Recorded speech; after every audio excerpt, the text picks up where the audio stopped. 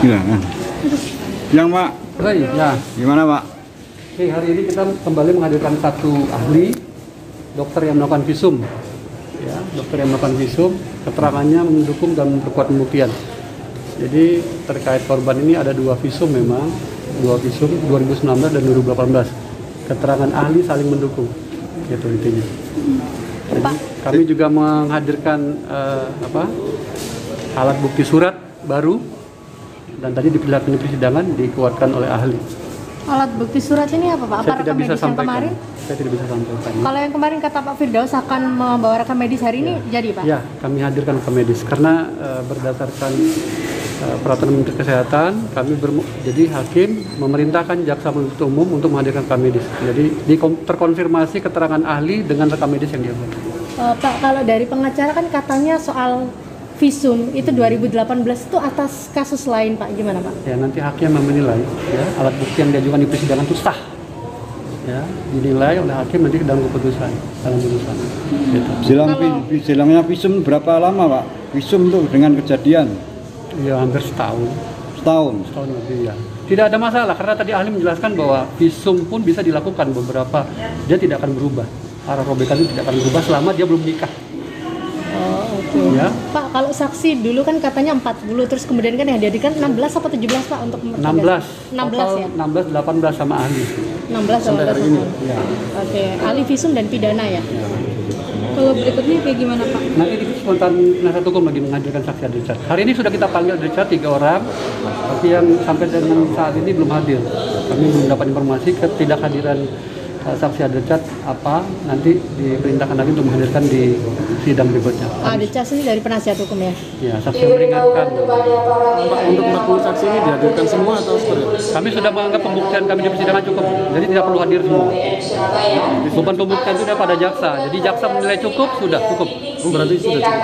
Kenapa? Sampai saat ini sudah dinilai Sudah. cukup. Sudah. Kalau yang katanya 6 saksi yang akan dihadirkan itu setelah Itu ini. kepentingan penasihat hukum, silakan. Tadi ditegaskan, kalau memang nanti penasihat hukum menganggap itu meringankan dan meringankan terdakwa, silakan hadirkan. Silakan hadirkan. Tidak ada kewajiban kami dari pemerintahan. Agenda berikutnya Kamis, Jumat, hari Cap.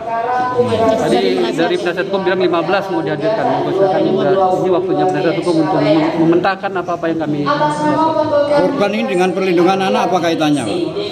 Apa? Seperti pasal 8182 Undang-Undang Nomor 35 tahun. Ini korban bukan anak-anak. Ya, ini kan bukan anak-anak kan Pak? Iya, Ya, korbannya dewasa. Sudah dewasa. Terima kasih Pak. Tidak ada dakwaan kami juga mendobrak anak-anak.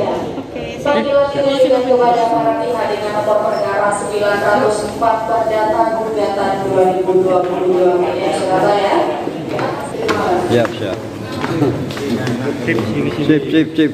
gimana Pak? Jadi hari ini ada dua saksi, satu saksi yang kemarin, saksi ahli sekaligus saksi fakta yang membuat visum. Jadi dua-duanya ini adalah yang membuat visum. Jadi yang satu membuat visum tahun 2018, yang satu membuat visum 2019.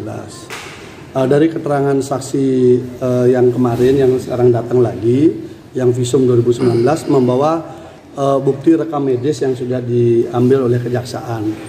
Nah, di dalam rekam medis itu terlihat catatan-catatan dan sebagainya yang membuktikan bahwa seakan isinya benar, kira-kira begitulah. Karena kan ada koreksi tuh, yang 2019 kan ada dua visum, itu yang bukaan robekan ke angka 13 dan 69 sampai dasar itu. Nah, ternyata dari situ kemudian ada juga foto organ intim daripada korban. Nah, menjadi perdebatan kita adalah karena saksi korban waktu bersaksi kami tanya itu tidak pernah difoto, ya. Tetapi saksi ahli tadi mengatakan bahwa sudah izin untuk foto, itu satu. Tapi biarkan nanti itu menjadi catatan karena kan rekaman saksi korban kan ada. Kemudian yang kedua, bagaimana kita menentukan produk foto itu memang betul milik yang bersangkutan?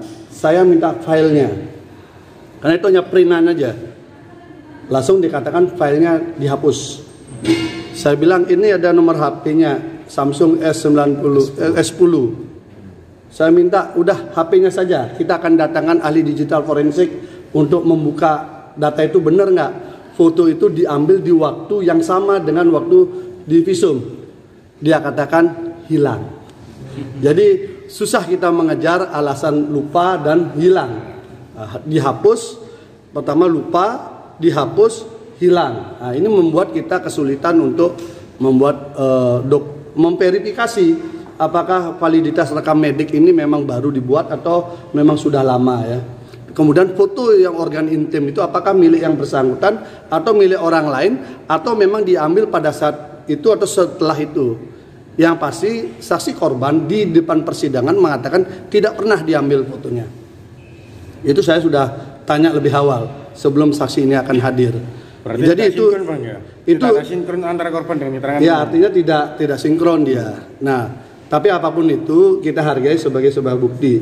Nah, saksi yang kedua ini validitas soal visum tahun 2018. Saya tanya, bagaimana SOP untuk membuat visum? Pertama harus ada korban yang melapor ke polisi. Kemudian polisi membuat surat dan sebagainya. Nah, korban ini kan melapor 2019. Oktober 2019. Visumnya itu Agustus 2018. Jadi setahun lebih awal visumnya dibandingkan korbannya melapor. Jadi ini menjadi perdebatan ini. Tapi alasannya karena polisi yang membawakan itu. Jadi dokter oke lah. Dokter tidak ngerti secara teknis laporan polisi, tetapi secara pro justisia bahwa korban itu adalah baru divisum setelah dia melapor. Karena rujukannya kan ada pro justisia. Nah, tetapi ini setahun sebelum itu. Gitu. Jadi ini yang kita temukan. Dan saya katakan kepada saksi ahli yang visum 2019, jangan dong dikit-dikit langsung lupa, nggak ingat, kemudian dihapus, hilang. Itu kan cara-cara penghilangan jejak yang tidak bagus, yang menandakan kasus ini seakan sangat kuat rekayasanya gitu loh. Saya kira itu yang bisa saya dapatkan untuk kita dapatkan tadi di sidang. Dalam perspektif yang berbeda ya. Mungkin JPU karena kemarin visumnya dianggap lemah, sekarang ada rekam medik dianggap lebih kuat kan begitu. Tapi rekam mediknya ini pun kita kan tidak tahu kapan ditulis. Orang yang bikin dia ini ketika kita konfirmasi silangkan. Yang paling gampang kita silangkan kan foto organ intim itu karena dia pakai HP. Berarti kita bisa lacak jejaknya kan. Ketika kita mau lacak jejaknya, dia bilang filenya udah kami hapus. Oke, hapus oke lah. Oke, kalau itu HP-nya bawa sini, bawa ke sidang. Kita akan datangkan ahli digital forensik. Dia bilang HP-nya juga hilang. Ya sudah, kalau udah begitu kan sempurnalah penghilangan jejak semuanya kan. Ini yang kami dapatkan. Gitu. Sampai dan standarisasi, saya tanya standarisasi visum itu memang harus dengan foto, itu tidak ada, itu inisiatif daripada masing-masing. Bang, menurut penilaian jenengan berarti lemah ya pembuktian dari beberapa. Nah, silahkan dinilai ya. Artinya visum itu kan alat bukti surat ya.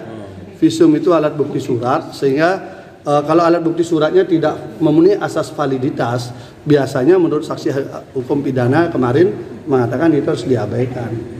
Karena tidak hanya bentuk formal surat aja, tapi prosesnya juga jadi masalah. Coba kita kan tidak tahu ada foto organ intim siapa kan harus kita cek. Oke, kalau gitu di tanggal ini dia diperiksa, di HP-nya kan ada rekamnya.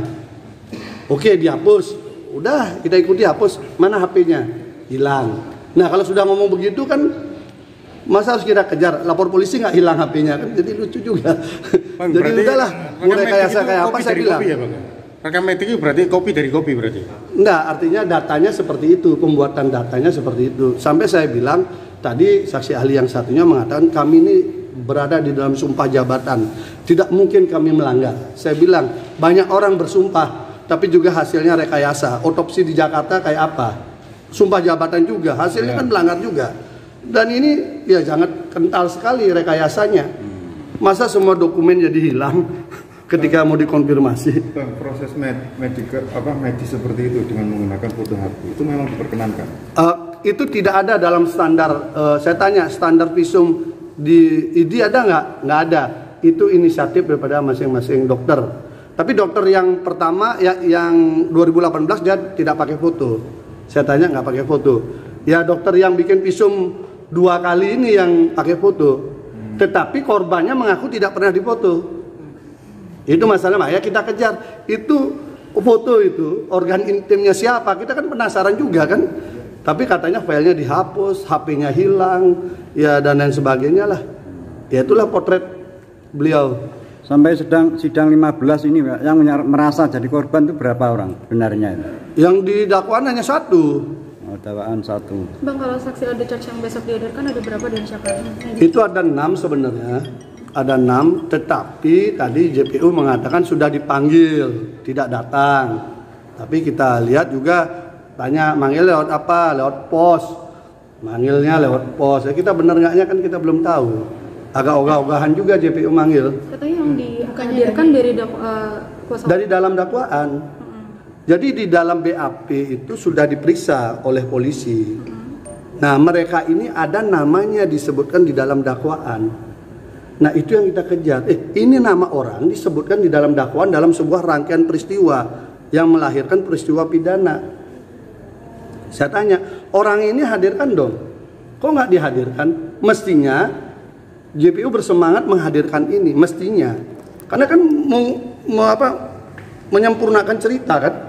Tapi tadi dari JPU sudah selesai kan 16 saksi kalau dari JPU dan sekarang sudah gilirannya Pak Gede atau tim kuasa hukum untuk 15 saksi adat. Aturannya itu adalah apabila dia ada di dalam BAP, maka kewajiban JPU untuk menghadirkan atas permintaan kita.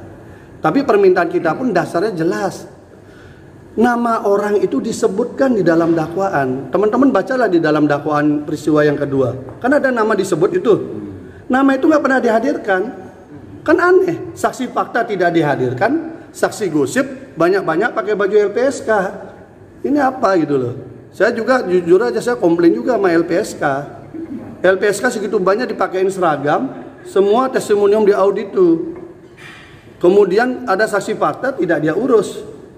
Kemudian ada staf ahlinya ikut-ikut bikin podcast menyerang klien kami. Ini LPSK sebagai apa gitu loh? Mau lembaga negara untuk melindungi saksi korban atau mau ikut membuat peradilan opini gitu loh? Itu saya juga sudah ada teman komisioner sana saya komplain juga.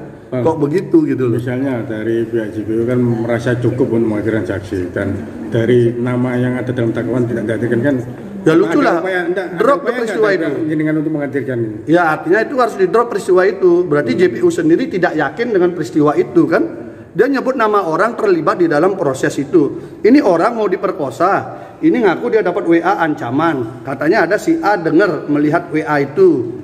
Ini tidak dihadirkan. Lalu dari si A ini kemudian dia minta tolong temannya mengantarkan korban ke lokasi. Ini tidak dipanggil juga. Nah lalu orang yang mengantarkan ini menemukan kepada C. Si C ini juga nggak dipanggil. Terus bagaimana kita menceritakan peristiwa itu fakta gitu loh. Itu masalahnya, makanya akhirnya hakim meminta itu dihadirkan. Itu kan logika sederhana. Kecuali JPU yakin itu drop saja peristiwa yang kedua. Kalau JPU mendrop peristiwa kedua kami nggak perlukan itu. Tapi karena JPU mengotot bahwa peristiwa itu ada, hadirkan dong orangnya. Masa orang yang terlibat itu dia tidak dihadirkan, lalu orang yang mendengar cerita-cerita itu, yang istilah modernnya saksi gosip itu dihadirkan, kan lucu. Berarti itu aja sih. Kamis nanti ada charge dari terdakwa yang ada di dalam BAP. Oh berarti bukan yang kami hadirkan. Kami mungkin Senin baru menghadirkan saksi yang dari kami. Berapa jumlahnya? Iya benar. Kami mungkin bisa 15-20 orang, tapi lebih cepat lah. Karena kan menceritakan pengalaman peristiwa itu yang tahu-tahu peristiwa itu. Iya Bang. Dari 15 itu juga mungkin 15-20 orang. Santri juga saksi yang meringankan. Macam-macam lah. Hubungan sama saksi korban atau sama terdakwa atau yang apa? 15 sampai 20? Oh, nanti kan kita hadirkan, nanti kita tahulah. Yang penting menceritakan peristiwa itu, menjawab peristiwa dakwaan. Jadi gini loh. Ini kalau kita bicara kasus di sini itu dakwaannya apa? Kan ada kronologis tuh. Nah, kronologis itu fakta atau enggak? Kan itu aja sebenarnya. Kalau dia fakta, maka dia bisa didakwakan. Tapi kalau itu bukan fakta, berarti kan di downgrade dong. Masa orang dihukum karena peristiwa yang tidak ada gitu misalnya kan? Kan lucu kan? Makanya kita ngotot ini dalam rangka membuka fakta sebenarnya.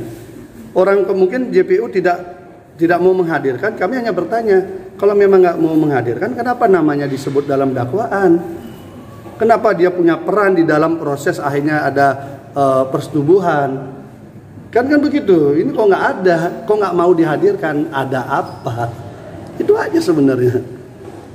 Sederhana kan? Ya, terima kasih. Ya, makasih.